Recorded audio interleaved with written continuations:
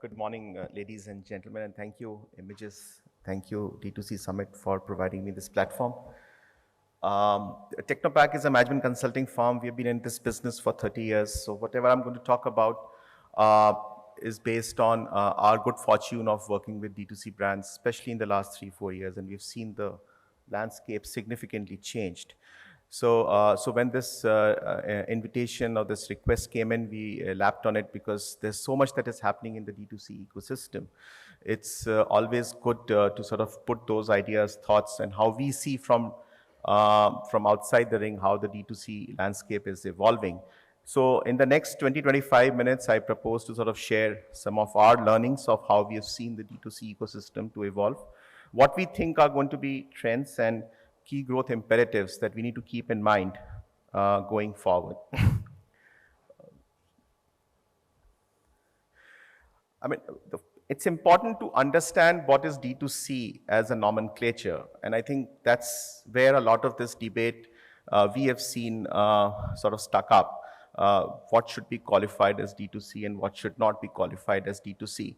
To make sense of the subsequent slides, I thought it's better to first get the nomenclature right of what do we mean by D2C. And because if at the end of the day, the brands that we are talking about are selling speakers, condiments, sauces. So how is it different? How are the D2C brands different from many other brands who have been doing so for last so many years? And we think there are three important traits that we need to keep in mind of what defines a D2C. There's an outsized role of digital assets in D2C business. And when I say digital assets, I'm talking about social media assets, I'm talking about e-commerce, I'm talking about the tech integration. And I think that stands out with the D2C brands that have emerged. There is a sort of reversed go-to-market order. A lot of D2C brands that they started out reaching out to the consumers first directly.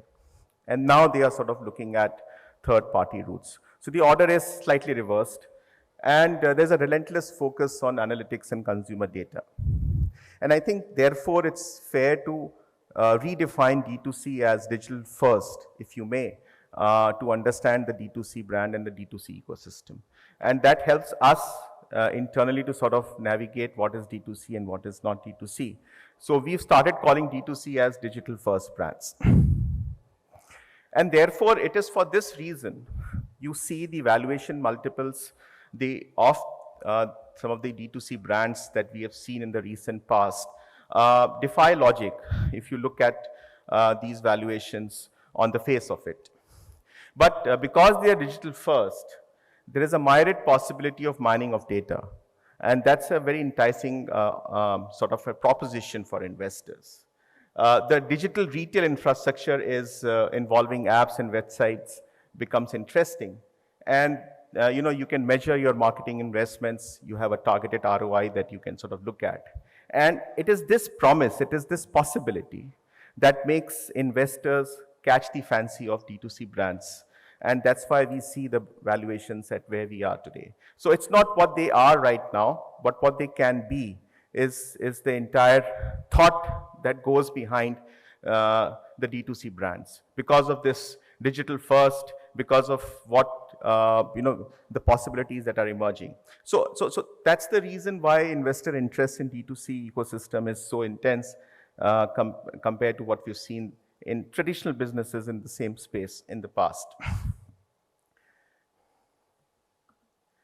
Now, having defined D2C and having defined the investor landscape for D2C, we see the D2C landscape. Right now, it is about $2 billion across categories.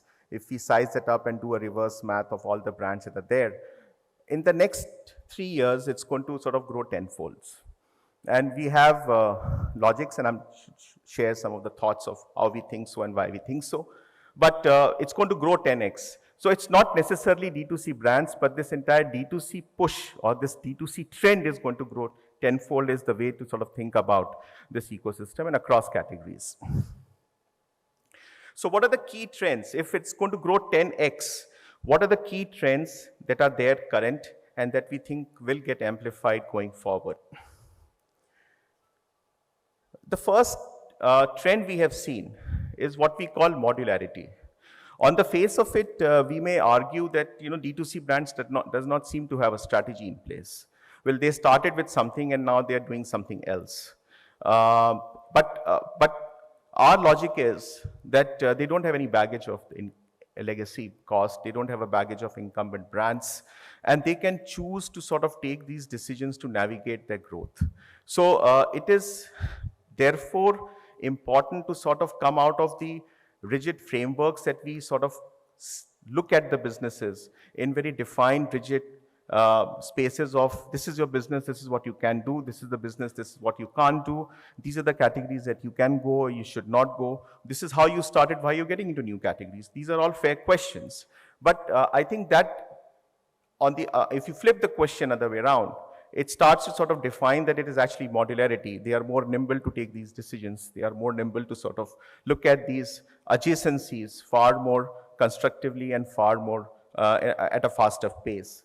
So I think modularity is one trend that we will see in the D2C ecosystem, where brands will continue to sort of scan opportunities for growth, will continue to exploit adjacencies, and they should do, is what we believe. So that's a good trend. That's a trend that is there, and I think that's the trend that will build scale for the D2C brands going forward. The second trend, and that's very important, is we fail to appreciate, and I think two of our partners that supporting this event are also part of this ecosystem. It's not luck that D2C has emerged in the last 3-4 years. You have to recognize that the ecosystem also has become plug and play. So entry barriers have broken. Today it is very easy for brands to think about and launch their business and get these skills and just plug it and you start the business. And we have seen the maturity of the ecosystem to also develop while we are seeing the D2C brands to grow. So both have grown simultaneously, and it is this plug and play ecosystem that is supporting the D2C story. So rather than you building your fixed costs, you have your partner ecosystem available. And I think the growth and the maturity of this partner ecosystem is a very important trend that D2C has started to imbibe. And going forward, I think it's going to become more interesting and more exciting. So this is the second trend that we think is important and is going to play out far more strongly. Is in fact going to sort of look at it's going to challenge a lot of conventional thinking in the way we build our businesses. So the organization structure, the culture of the organization, of how D2C brands are building, scaling up.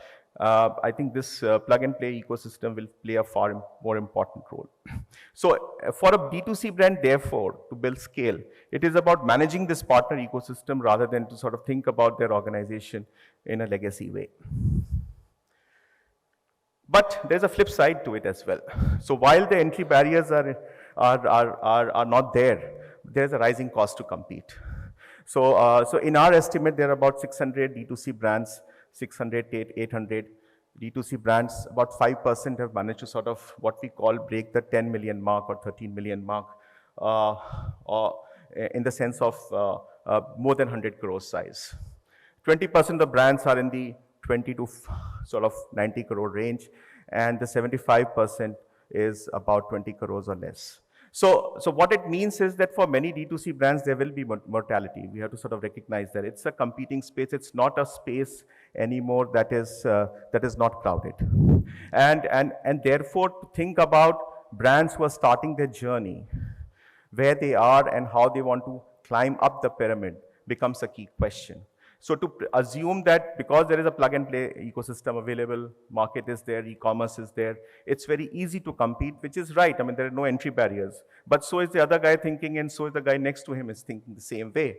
And therefore, you have this crowded ecosystem where the mortality will increase going forward.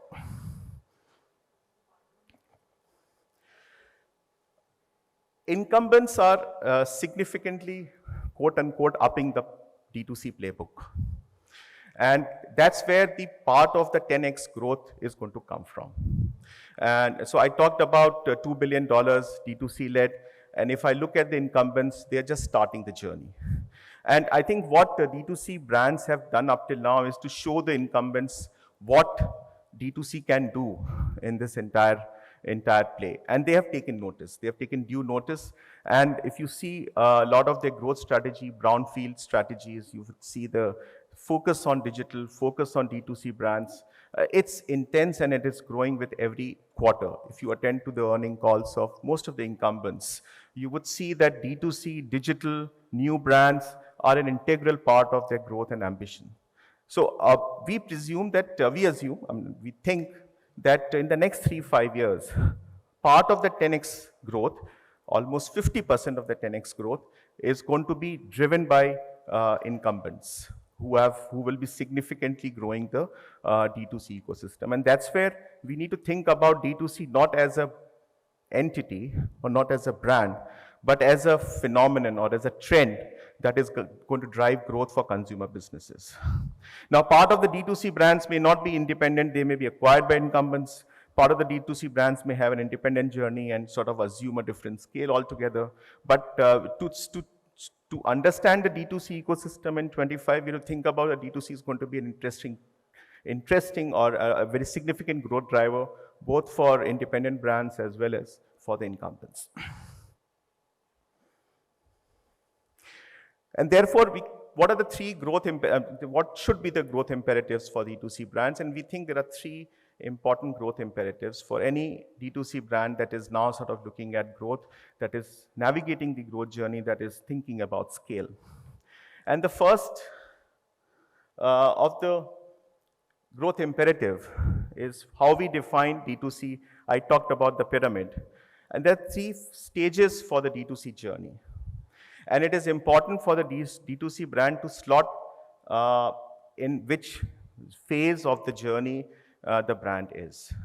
The first stage is what you call the zoom. It's very easy. The easiest part of the D2C journey we have seen is to grow from 0 to 50 crores. That's the easiest part.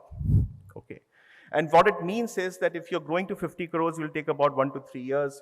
70% of your channel will be your own channel, which is your apps, your direct outreach programs. You will have about 100,000 customer data, and you will have a unique category focus. But if you are not reached the 50 crores in 3 years' time, something is wrong, and you need to sort of take a step back and say where you are headed, because the space is crowded. And once you grow to sort of become a climber, that's where you need to change gears, where a lot of questions around organization, around capability, new categories, new customer acquisitions, new markets, all these things will start to sort of become important themes and important questions to be taken care of. And from climber, if you get into the breakout, and breakout is where you see those 5% brands that have sort of broken out, and today so they are independent brands in their own right, with public market listing ambitions. So each stage, the capability, the competence, the kind of questions that you need to address are different. And I think, therefore, to navigate growth, it is important to change the gear constantly. And we think that it's important to slot yourself in which phase of growth you are in, and how do you want to sort of go to the next phase and the phase thereafter. I can't sort of not emphasize more the point around ESG and EPR. EPR is extended producer responsibility, and ESG is environment reporting. These are the norms that have now come in. For the legacy brands, there was a issue of legacy costs. D2C brands are starting afresh, and EPR is now an order of the day. It is important to imbibe this right from day one, to sort of in the culture, in the costs, in the processes, because then you are more sustainable for growth going forward. If you don't do that right now, you are just imbibing the legacy cost of incumbents of what they did, and now they are correcting the mistakes. So don't correct that, rather than to sort of build on it or design for it right from day one. I think that's going to be a key growth imperative.